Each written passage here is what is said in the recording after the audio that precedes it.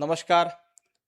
Bharatiya Janata party प्रदेश कार्यालयामध्ये आयोजित या पत्रकार परिषदेमध्ये आपल्या सगळ्यांचं स्वागत. गेल्या 2 दिवसांपासनं जनाब संजय राऊत नागपूरमध्ये आहेत. मला असं वाटलं होतं की संजय राऊत नागपूरमध्ये आहेत तर किमान संघस्थानावर जाऊन हिंदुत्ववादाशी गद्दारी केल्याबद्दल नाक घासून माफी मागतील. परंतु 2 दिवस झालं संजय राऊत नागपुरात दारोदारी फिरतायत, परंतु त्यांना संघस्थानावर जायला वेळ नाही.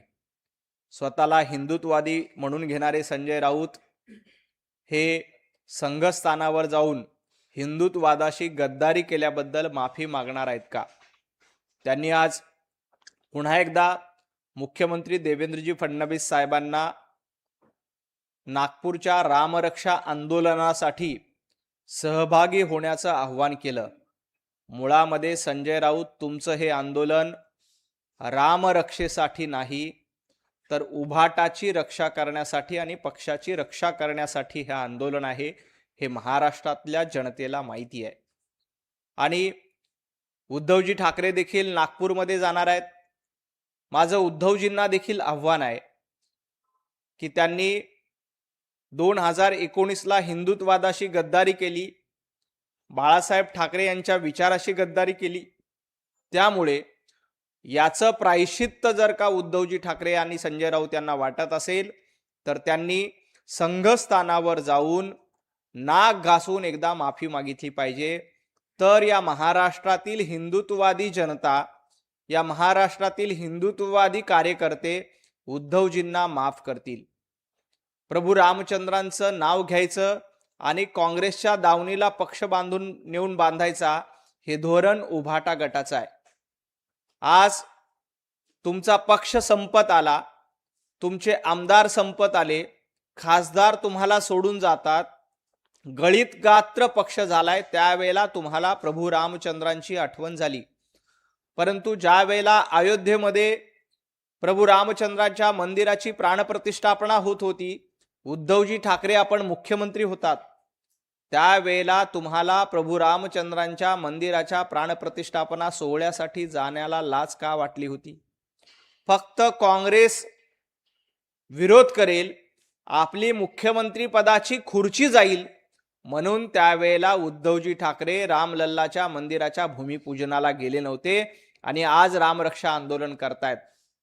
मुख्यमंत्री जर का तुम्हाला या आंदोलनासाठी यावं असं संजय राऊतांना वाटत असेल तर उद्धवजींनी नाक घासून माफी मागावी, किमान संघस्थानावर जाऊन माफी मागावी. त्यानंतर तुमच्या मागणीचा विचार केला जाईल. रामभक्त म्हणून देवेंद्र फडणवीस यांना निमंत्रण दिलं आहे. मोहन भागवत यांना देखील निमंत्रण दिलं आहे. देवेंद्रजी फडणवीस, मोहनजी भागवत हे हिंदुत्ववादासाठी काम करतात. तुमच्यासारखं औरंगजेब फॅन क्लब चालवण्याचं काम ते करत नाहीत. संजय राऊत, उद्धवजी ठाकरे हे आता औरंगजेब फॅन क्लबचे म्होरके झालेले आहेत. त्यामुळं देवाभाऊंना, मोहनजी भागवत यांना निमंत्रण पाठवण्याच्या आधी थोडंसं आत्मपरीक्षण करा की आपण हिंदुत्व का सोडलं, आपण प्रभू रामचंद्रांची आठवण का करतोय. स्वतःचा पक्ष वाचवणं हेच तुमचं धोरण आहे. मी पुन्हा सांगतो, देवेंद्रजी फडणवीस तुमच्या रामरक्षा आंदोलनामध्ये सहभागी होतील, परंतु त्यासाठी हिंदुत्ववादाशी केलेल्या गद्दारीबद्दल उद्धवजी ठाकरे यांनी नाक घासून माफी मागावी, संजय राऊत यांनी नाक घासून माफी मागावी. देवाभाऊ काय, अख्खी भारतीय जनता पार्टी रामरक्षा आंदोलनामध्ये सहभागी होईल. नितेश राणे यांच्यापेक्षा जास्त काळ आम्ही देवेंद्र फडणवीस यांच्यासोबत होतो, त्यामुळे नितेश राणे उत्तर देण्यास संजय राऊत, नितेशजी राणे यांनी मूर्खपणा केला नाही तर तुम्ही रोज मूर्खपणा करता.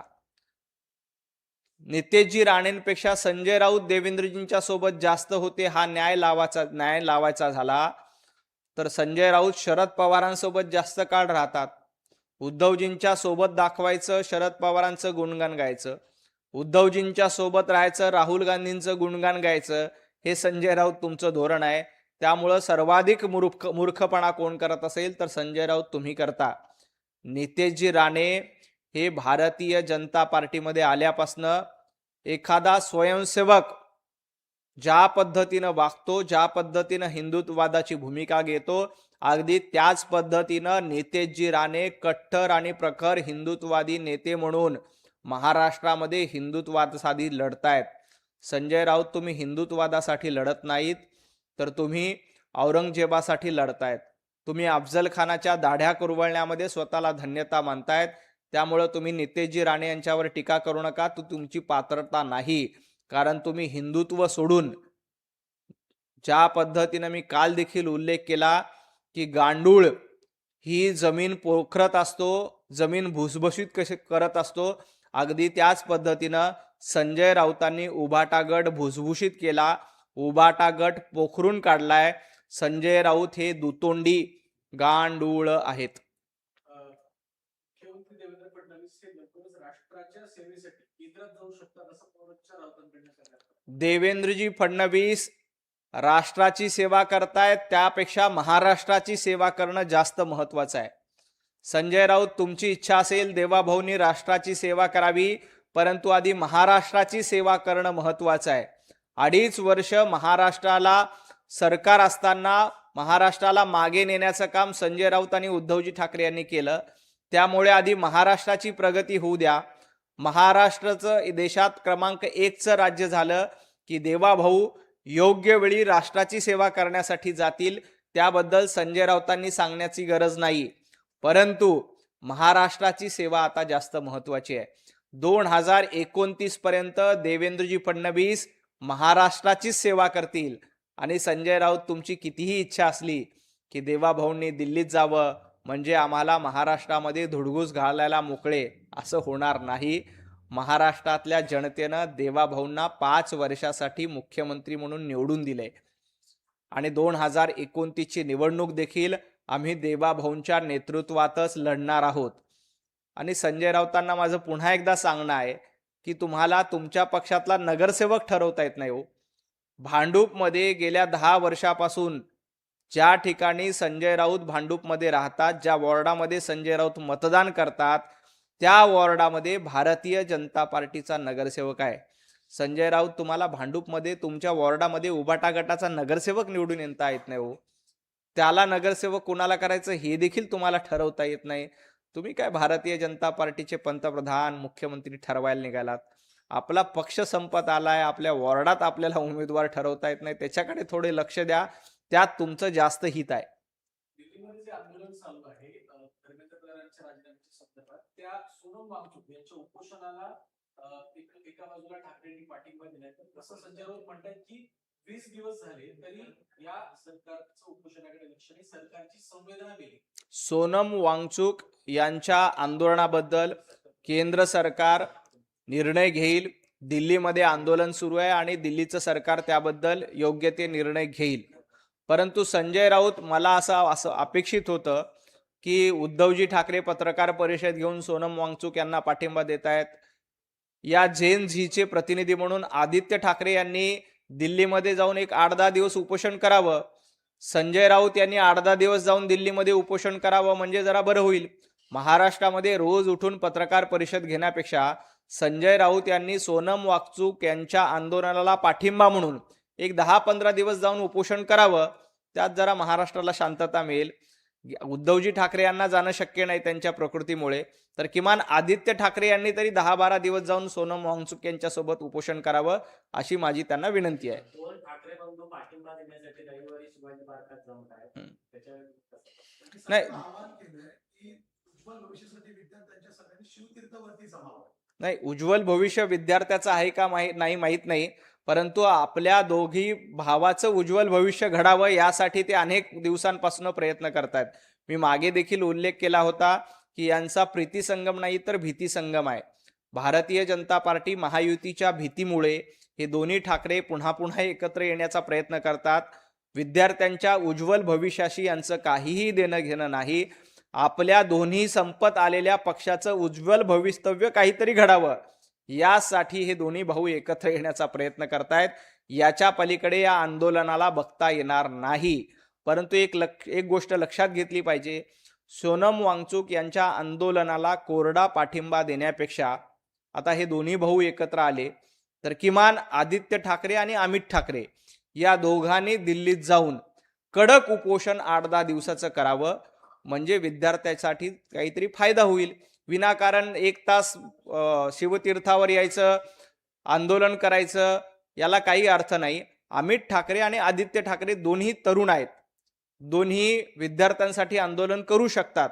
त्यामुळे या दोघांनी देखील इथे मुंबईमध्ये बसून सांगण्यापेक्षा दिल्लीमध्ये जावं, 8-10 दिवस कडक उपोषण करावं, मग कदाचित त्यांच्या मागण्याचा विचार होऊ शकतो आणि कदाचित त्याच्यातून विद्यार्थ्याचं उज्ज्वल भवितव्य घडू शकतं. विरोधी पक्ष म्हणून कुठेतरी हे दोन ठाकरे बंधू त्यांचे पक्ष विरोधी पक्षाची ताकद निर्माण करण्यात कमी पडतात, म्हणून सोनम वांगचुकच्या आंदोलनाचा आधार घेतला जातो असं वाटतं. मुळामध्ये या देशामध्ये पंतप्रधान नरेंद्र मोदीजींच्या नेतृत्वात 140 कोटी जनता एकत्रित आहेत. हे आंदोलन काय आहे, कसं आहे, हे देशातल्या जनतेला पूर्ण माहिती आहे. त्यामुळे आपण बघता की यांनी कितीही काही प्रयत्न केले तर काहीही फरक पडणार नाही. माझं त्या दोघांना आव्हान आहे की आपण मुंबईमध्ये बसून कोरडा पाठिंबा देऊ नका, दिल्लीमध्ये जावा, 8-10 दिवस छान उपोषण करा, कडकडीत उपोषण करा, त्याचा उपयोग होईल. खूप खूप धन्यवाद. नाही, दुसरा एक प्रश्न असा आहे की येणाऱ्या 15 दिवसात कोणती राष्ट्रवादी एकत्र येईल? केंद्रामध्ये सुप्रिया सुळे यांना मंत्रिपद दिलं जाईल, तर राज्यात सुनील पवारांकडे दिले जाईल असे रवी राणा यांनी त्यांचं वक्तव्य केलं. नाही, रवी राणा यांचं वक्तव्य मी ऐकलेलं नाही. सुनेत्राताई पवार या राष्ट्रवादीच्या सर्वेसर्व आहेत. सुनेत्राताई पवार जो काही निर्णय घेतील त्याला महायुतीचा, भारतीय जनता पार्टीचा पाठिंबा असेल. राष्ट्रवादीचं तुमचा घटक पक्ष आहे, सोबतचा घटक पक्ष, त्यांच्यामध्ये कुठेतरी तालमेल नाही असं दिसतंय. मुख्यमंत्र्यांच्या भेटी संदर्भात सुनेत्रा पवारांनी नाराजी व्यक्त केली होती. मात्र या सगळ्या संदर्भात आता मुख्यमंत्र्यांनी पार्थ पवारांना आश्वस्त केलं की या पक्षाच्या सगळ्या भेटी गाठीच्या संदर्भात त्यांना माहिती दिली. नाही, राष्ट्रवादी पक्षामध्ये अंतर्गत काय चाललंय त्याची उत्तरं राष्ट्रवादी काँग्रेसचे प्रवक्ते देतील. त्याची जबाबदारी माझी नाही आहे. ते त्याबद्दल उत्तर देतील.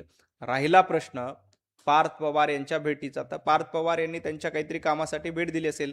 सुनेत्राताईंनी कुठे जाहीरपणे सांगितलं की आम्ही देवेंद्रजींनी कुणाला भेट दिल्यामुळे आम्ही नाराज आहे, असं कुठेही जाहीरपणे बोललेलं नाही. आणि राष्ट्रवादीमध्ये काही अंतर्गत असेल तर राष्ट्रवादी पक्ष त्याची उत्तरं देण्यासाठी समर्थ आहे. त्यात भारतीय जनता पार्टीचं काही देणं घेणं नाही.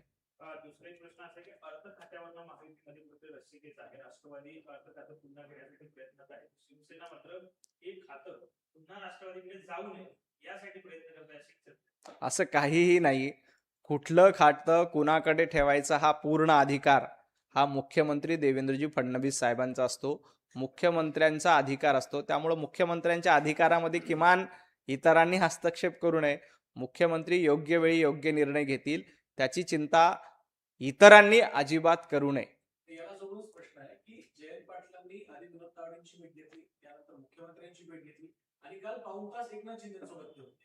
त्यामुळे चर्चा आहे की राष्ट्रवादी शरद पवार पक्ष भाजपसोबत येतोय आणि अर्थमंत्रीपद त्यांच्या गटाला जाते. त्यासाठी या सगळ्या चर्चा. मला असं वाटतंय की तुम्ही जयंत पाटलांचा अपमान करताय. जयंत पाटलांनी वारंवार सांगितलं की मुख्यमंत्र्यांची भेट का घेतली, तर त्यांच्या नगराध्यक्षपदाच्या अपात्रतेबद्दल त्यांनी माननीय मुख्यमंत्री देवेंद्रजी फडणवीस साहेबांची भेट घेतली. किमान जयंत पाटील यांच्यावर तर विश्वास ठेवा. गेल्या 50 वर्षापासून जयंत पाटील महाराष्ट्राच्या राजकारणात आहेत. ते एखादं वक्तव्य करतायत तर किमान त्यांच्या वक्तव्यावर आपण विश्वास ठेवला पाहिजे. दुसरे संजय राऊत असे म्हणतात नितेश राणेंच्या पत्रावर उत्तर देत ते म्हणजे देवेंद्रजींना संधी द्यायला लाज वाटली पाहिजे. प्रभू श्रीरामाची सुरक्षा आपण कधीपासून करायला लागला असं. मुळामध्ये संजय राऊत लाच तुम्हाला वाटली पाहिजे. ज्या राम मंदिर आंदोलनामध्ये समाजवादी पार्टीच्या तत्कालीन मुख्यमंत्र्यांनी राम भक्तांवर गोळ्या झाडल्या होत्या, ज्यांचे हात रक्ताने माखलेले आहेत, ज्यांच्या हाताला राम भक्तांचा खून लागलाय, अशा समाजवादी पार्टीच्या सोबत ज्या काँग्रेसनी प्रभू रामचंद्रांचं अस्तित्व नाकारलं त्या काँग्रेसच्या सोबत इंडिया आघाडीमध्ये तुम्ही बसता. संजय राऊतांना लाज वाटली पाहिजे की राम भक्तांवर गोळ्या झाडणाऱ्यांसोबत आम्ही बसतोय. ज्याला आयुष्यभर बाळासाहेब ठाकरे यांनी विरोध केला होता अशा पक्षांसोबत आम्ही बसतोय. याबद्दल आधी संजय राऊतांना लाज वाटली पाहिजे आणि मग इतरांची लाज काढावी.